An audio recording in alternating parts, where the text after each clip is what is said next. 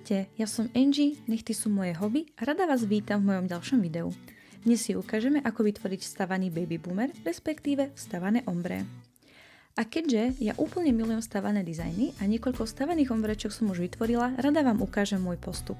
Okrem toho, prvýkrát vyskúšam produkty Trendy a Ulka odsávačku prachu. A ako už je môjim zvykom, nechty budú v tvare modernej mandle. Predtým, než začnem s postupom, poviem vám kúsok teórie. Na stavaný baby boomer alebo ombre je ideálne použiť dva stavebné materiály. Dnes na trhu máme na výber gély, polygély, jelly gély a soufflé gély. Typy materiálu sa môžu kombinovať. Značky tieto materiály ponúkajú v rôznych farbách, takže nie len biele, mliečne či béžové, ale aj trblietavé, pastelové a pestré. Angie, a môžem robiť stavaný baby boomer na všetky dĺžky? Nie úplne. Na baby boomer je potrebné mať podľa môjho odhadu aspoň 3 až 4 mm voľného okraja. Úplné kraťule by mohli pôsobiť tučno kvôli tomu, že sa budú vrstviť dva rôzne stavebné materiály a aby ombre vyniklo, je potrebná určitá hrúbka a to na kraťučkých nechtoch nechceme. A posledná teoretická vec, baby boomer je najlepšie urobiť ako úplne novú modeláciu alebo pri doplnení orlých nechtov, kedy sa dvíhajú špičky, ktoré sa podbrúsia. Stavaný baby boomer by sa rozhodne nemal tvoriť ako doplnenie lyžičkových nechtov. Základom je čo najdokonalejšie vybudovaný voľný okraj a verím, že postup vám pomôže pochopiť, prečo to tak je. Tak poďme už na to. Takže baby boomer budem ukazovať na pravej ruke, tá vyzerá trošku nešťastne, pretože dual forms went wrong. A ešte si urobím krátky haulik, tak ja som si kúpila od značky Trendy stavebné gély. Poslali mi taký malý darček ako vzorček a máme tu aj soufflé gel, ktorý som už dlho chcela vyskúšať. Je to taký veľmi hustý gel, ktorý je výborný hlavne na opravu nejakých prasklých rohov a podobne. Tu je prvý odtieň Silk Nude a je veľmi pekná bežová prirodzená farba.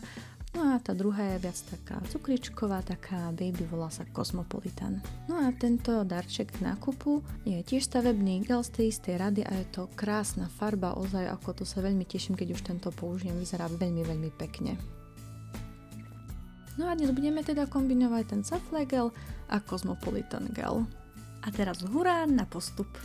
Začínam tým, že si zbrúsim starú modeláciu. Zbrúsim si úplne, čo najviac to ide. Taktiež nechtík skrátim, pretože budem budovať voľný okraj úplne na novo. Taktiež môžete vidieť maličkú zmenu vo videu a to je nová odsávačka. Kúpila som si teda konečne Ulka odsávačku a je výborná. Mala som predtým Holivika. Tá Holivika je asi taký trošku, neviem, joke, alebo nie, že by bola zlá ako úplne k ničomu, ale je to asi pre ľudí, ktorí robia doma gel-lák, doplňa si ten gel-lák, brúsia úplne niečo minimálne, ale pre niekoho, jak som ja, kto robí aj vstavané modelácie, aj dlhé nechty, ktoré keď si brúsim, tak fakt z toho prachu je hojne. Áno, urobím sem tam kamarátke nechty, a napriek tomu, že táto je fakt profesionálna do salónu, tak som si ju kúpila na domáce použitie. Potom, čo som dokončila tieto nechty, tak som nemala smietko na svojom tričku. Ako nebolo som vôbec od prachu. Takže tu by som jedno múdro, keby si máte zobrať z tohto videa, tak je to to, aby ste si kúpili odsávačku. Poriadnu odsávačku. No a videli ste na videu, že som si zbrúsila všetok materiál, mala som tam nejaké odchlipy, lebo ako som povedala, duálky nedopadli úplne najlepšie, preto tieto nechty ste nevideli nikde na profile. V priebehu odstraňovania materiálu som vymenila zelenú frésku za modrú. To robím väčšinou, keď sa už dostávam blízko k prírodnému nechtu. Ďalej si prírodný necht zmatním s hrubosťou 180 s týmto pilníkom, ktorý tiež skúšam prvýkrát, je od Stalexu a taktiež si skrátim nechtíky na minimum a dalo by sa to ešte menej, keďže bude mať šablónky. A taktiež som si uhladila materiál, ktorý na nechte ostal. A pri doplnení alebo pri úplnom zbrusovaní nechtov je vždy dobre nechať aspoň miniatúrnu vrstvu a neprebrusovať to zbytočne na prírodný necht, aby sme si ho príliš nepoškodili. Samozrejme potom tie nechty vyzerajú tak trochu random, lebo niekde ten materiál je a niekde nie, no ale tak nevadí. Klasicky nesmie chýbať hĺbková manikúra, takže si brúsim kožičky od polovice nechtu doľava a potom budem brúsiť od polovice nechtu doprava. Taktiež si začistím ten priestor pod kutikulou, ak tam je nejaká odumretá kožička a podobne. Pri tomto kroku si treba dať pozor, aby sme si neprebrúsili svoj prírodný necht. Ono sa to ukáže po čase pri tom odrastaní. Samozrejme, môže sa vblúdiť chybička, môže sa vám to stať, ale nech sa to nestáva často a nejako intenzívne. Ideálne vôbec, samozrejme. Takže iba na to pozor pri tomto kroku. Keď to všetko mám, tak samozrejme si kožičku zastrihnem. Nožničky mám tiež nové. Mám tie isté, ktoré som mala predtým, sú to tuším Magnolia 23/1, majú taký trošku zahnutý zobáčik, sú extrémne precízne a hneď som cítila rozdiel, že to strihá proste lepšie, ale tak tie predošle som mala už ozaj dlho a teraz nebudú pekne slúžiť na obstrihávanie šabloniek. Potom, čo si ostrihnem tú kožičku, tak si ju zvyknem zahladzovať. To je taký neúplne plamienok, asi sa to volá olívka alebo také niečo. A keď ešte niekde vidím, že mi kožička ostala, tak si ju odstrihnem. Pre čo najkrajší výsledok si beriem ešte tento guličkový nadstavec a vyhladím si bočné valy a trošku tú kutikulu. A fakt prebiehnem len párkrát po tých miestach, aby to bolo fakt čo najviac dokonalé. A taktiež tým odstraním ešte nejakú prebytočnú kožičku, suchú kožičku. Ja som si tie prsty prebehu mesiaca nejak aj dodrbala, neviem ako kde. Takže aj takúto kožičku sa snažím samozrejme opatrne odbrúsiť. No a keď som už so svojou hĺbkovou manikúrou spokojná, beriem si cleaner, odmasním si tie nechty, utriem si ich od toho prachu. Mimo záber som si teda ešte obmotala buničinu okolo pomarančového drievka a ním si povytieram ten prach ešte spopod kožičky, respektíve spopod kutikuly. No a to som sa snažila si nasadiť šablónku od DNK a nie je najhoršia, ale chýbali mi tam také bočné čiary, ktoré sú pre mňa dosť podstatné, keď si chcem tú šablónku čo najpresnejšie zastrihnúť a čo najpresnejšie zasadiť. Takže nakoniec som aj tak použila svoje obľúbené, alebo zatiaľ obľúbené od Ruskona. Inak tá šablónka bola veľmi fajn, bola dosť pevná, bola tak akurát lepivá, ona by držala aj dobre, ale chýbali mi tam tie pomocné čiary. Mali ste možnosť už vidieť, že som si nechty odmasnila dehydrátorom, ten konkrétny som mala teraz DNK, no a natieram si na všetky nechty Unica Base. Ten používam úplne stále, na každom. Podľa mňa je fakt dosť univerzálna, asi to slovo Unica má niečo do seba. No a teraz začína sranda, pretože ju si beriem za flagel a začnem si ním budovať voľný okraj. Tento gel je pevný, podľa mňa bude držať veľmi dobre, samozrejme to musím otestovať do konca vynosenia týchto nechtov, ale oni ho aj uvádzajú ako pevný materiál, je ako sa hovorí tixotropný alebo také niečo a pracuje sa s ním v podstate dobre.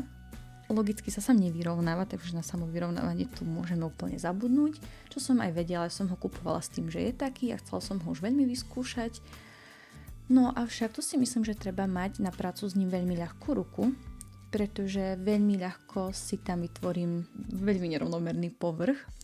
Nedá sa už tomu ani do zemiakovina dať, skôr to bolo už také minové pole, ale myslím si, že keby som už pracovala s tým s pravou rukou, viem ju viac odľahčiť ako tú ľavú, tak by ten povrch mohol byť rovnomernejší. Takže to si ešte vyskúšam, možno do budúcna na sebe alebo na niekom inom.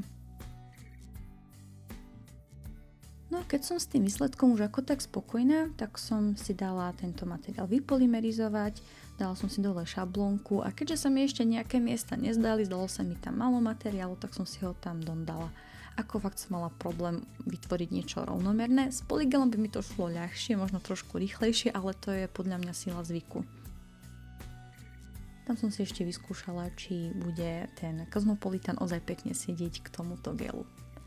No a beriem si brúsku, pretože to najhoršie si chcem odhobľovať práve brúskou, aby som sa nenašmirgľovala toľko s pilníkom. Takže keď už to mám, tak si beriem pilník a budem pilníkovať akoby mandľu. A akoby hovorím pretože ten necht nie je celý vymodelovaný, ale ten voľný okraj už chcem pilníkovať čo najbližšie tomu tvaru. Takže si vypilníkujem rovinky, tak ako vždy. Jedna je akoby z vrchu, dve sú tak z bokov, čo vytvára taký ten užší vzhľad.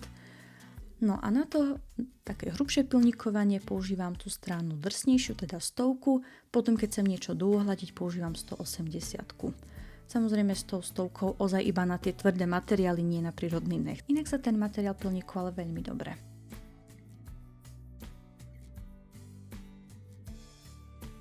A ďalej som si všimla, že som mala stále takúto akoby jamku, boli tam asi 2, takže som ešte zobrala sufle gel a vyplnila som ich. A taktiež som ich aj vypilníkovala, respektíve uhladila. A prečo je to dôležité? Dokonalé vypilníkovanie voľného okraja zabezpečí krásny prechod pri doplnení apexu, či už gelom alebo polygelom. Na animácii je vidieť, ako sa pekne tie vrstvy prekryjú a ten princíp platí pre všetky tvary. Ak by bol povrch voľného okraja nedokonalý, takže zle vypilníkovaný, alebo by tam boli nejaké jamky, ako som mala na zábere, tak pri doplnení tým druhým stavebným materiálom by na niektorých miestach farba voľného okraja prečnevala viac a iných zas menej, a to sa rovná fľakatý výsledok. Takisto to platí pri rôznych tvaroch, či by sme robili square, alebo salónnu mandľu, modernú mandľu, ovál a tak ďalej. Samozrejme treba myslieť na to, aká je tá naša architektúra, pretože salónna mandľa vyzerá trošku inak ako tá moderná, taktiež square vyzerá úplne inak salónny a moderný, takže aj podľa toho treba vedieť, ako vybudovať voľný okraj. A týmto pozastaveným záberom chcem poukázať na to, že si trošku treba domyslieť, kde ten apex bude a v akej výške. Tento princíp platí pre akékoľvek ombre, či je to takéto prirodzené, ktoré voláme asi baby boomer, alebo či je to ombre z 2 iných farebných gelov. Dúfam, že moje vysvetlenie bolo zrozumiteľné a poďme na ďalší krok. No čo robím ďalej je, že si dávam trblietky ku kožičke. A aby mali tie trblietky na čom držať, tak som si pod nich dala Unica Base. Je jedno, čo pod to použijete. Môže to byť či báza, ktorú ste už použili, môže to byť nejaký priehľadný stavebný gel, samozrejme v tenkej vrstve. No a na to som si poukladala trblietky. Tie väčšie som chcela mať tak rovnomerne, takže som sa s tým tam trošku pohrala. No a potom som tak náhodne rozprestrela tie menšie. A snažím sa ich ukladať aj tak trošku dostratená. Samozrejme ten gel to trošku zakrie, ale tak čím dokonalejší základ, tým lepší výsledok. Inak tieto trblietky sú prenádherné, tie sú snad jedné z najkrajších, aké som kedy videla, ale sú fakt tvrdé a oni príliš neprilnú na ten necht. Takže sa môže stať, že budú odstávať, čo je trošku aj môj prípad. Keď už mám trblietky naukladané k svojej spokojnosti, tak to dám vypolymerizovať do lampy, aby sa tie trblietky zafixovali. Predtým, než doplním apex gelom, si okefičkujem necht, keby tam niekde bola malá trblietka zle uchytená, tak aby som ju nemala potom v gele, ale radšej ju takto odprášim. No a teraz je čas vymodelovať apex, takže si beriem trendy gel a nanášam si klskú vrstvu po celom nechte, teda takmer po celom. Je vidieť, že som vynechala tak asi milimeter až 2 od kožičky, a to z toho dôvodu, aby bol ten prechod od tých trblietok ku apexu čo najplynulejší a pekný. A taktiež nechcem tie trblietky úplne na 1000% zakričak. No a do tej klskej vrstvy si pridám guličku a budem sa čo najviac snažiť o modeláciu bez pilníkovania, aj keď, spoiler alert, budem pilníkovať. Tento gel je inak dosť tekutý, ale nie až príliš. Samozrejme pre mňa je to stále výzva tým, že pracujem ľavou rukou, ako som už spomínala, ale ja si myslím, že je dokonalo samovyrovnávací, že ako pracovať s ním už sme dominantnou pravou rukou a možno aj na kratších trošku nechtoch, tak tá práca by bola fakt nádherná. On sa tak pekne vyrovnával, že super. S tým som bola veľmi spokojná. A keďže bol taký tekutejší, tak som hneď otáčala palec hore nohami, aby mi nestiekol k bočným valom a prípadne aby mi nezatiekol na kožičku. No a ja trblietky ešte zafixujem priehľadným gelom, používam konkrétne Fluffy od Ruscona, ale podľa mňa by to nemusel byť až taký pevný stavebný materiál, mohla by to byť aj nejaká rubber báza. Tu ide ozaj iba o také doplnenie materiálu, pretože som predtým vynechávala nejaký milimeter alebo 2 od kožičky a takisto, ako som spomenula, zafixujem tým trblietky. Pri doplnení apexu som si jemne prekryla tú svetlejšiu vrstvu. Budem ju nazývať biela, aj keď je bielorúžová. A možno keby sme mali nejaký fakt, že biely gel, prečnevalo by to viac. Každopádne mne to vôbec nevadí, že to trošku opilníkujem a tým pádom zvýrazním ten svetlejší biely okraj. A možno sa pýtate, Angelinka, prečo si sa najprv srdcala s pilníkovaním, keď teraz pilníkuješ zas? No ako som už vysvetľovala, keby som nemala rovnomerný ten povrch pod tým, doplnila to gelom a potom pilníkovala, tie vrstvy bielej a ružovej by neboli vôbec rovnomerné a vyšlo by to fľakato. Preto je veľmi dôležité mať ten voľný okraj ozaj pekne rovnomerne vypilníkovaný. Samozrejme, kto vie naniesť polygel bez pilníkovania na voľný okraj, nemusí. Každopádne si to stačí vyskúšať a vidieť tie výsledky. Pilničkom som taktiež uhladila prechod medzi tým priehľadným gelom a tým rúžovým, keďže to nebolo úplne najrovnomernejšie. No a keďže som mala ten voľný okraj trošičku hrubší, tak podbrusujem. Áno, dá sa podbrusovať, aj keď namodelujete na šablónky, je to úplne v pohode. Nemusí to znamenať, že sa zo spodu teraz nesmie pilníkovať. No a taktiež si ešte zdokonalím ten tvar voľného okraja. A vyčistím si to všetko od prachu a toto už je za mňa finito. Ja som to pilníkovanie a utieranie prachu robila tak na striedačku, dokým som nebola spokojná s tou viditeľnosťou toho bieleho voľného okraja. No a beriem si svoj zatiaľ najobľúbenejší top coat, je od Luna a má veľmi príjemnú konzistenciu, krásne sa leskne a príde mi aj dosť odolný, že aj moja kamoška, ktorá odrbe tie nechty všade, príde na tú prerábku fakt s peknými nechtami. No a tu je môj výsledok. No trošku nám to tam pokulháva, tá rovnomernosť materiálu, ale ja som ako spokojná a keďže robím s ľavou rukou, tak ja si toho veľa odpúšťam. No a tu ešte v krátkosti zábery, ako som si dokončila zvyšné prsty, takže zvolila som trošku iný prístup, najprv som si vytvorila tie trubletky pri kožičke, čo nebol dobrý nápad, pretože som si niektoré potom odpilníkovala, ale v pohode šli dondať. No a tu vidno, ako mám vybudovaný ten voľný okraj. Vidíte, že nechtíky idú trošku dohora kvôli tomu, že ja sa snažím o tie moderné tvary, o modernú mandľu, nie o salónnu. No a tu som si doplnila gel, teda Apex gelom. Toto je ešte práca bez pilníkovania a až na ten zatekanček tam nie je to vôbec zle, ale keďže som chcela zvýrazniť tú svetlú farbu, tak som si, tak ako stojí palec, ešte ošmirgľovala tie voľné okraje. A to už je vidno na týchto záberoch, že to je také matnejšie, ešte pred zatopovaním. A tu je už hotový výsledok. Dúfam, že sa vám toto video páčilo a že ste sa aj niečo nové naučili. Pri tvorbe takého videa od natáčania až po strih padnú aj 3 až 4 kavičky a preto ak ma chcete podporiť, môžete mi nejakú kúpiť na Buy Me a Coffee. Pre ďalšie videá ma sledujte nielen tu, ale aj na mojom Instagrame. Budem vďačná za každý like a komentár. A ak by ste robili nechty podľa mňa, určite ma označte alebo napíšte na Instagram. Tak sa majte krásne, budem sa na vás tešiť v ďalšom videu. Ahoj!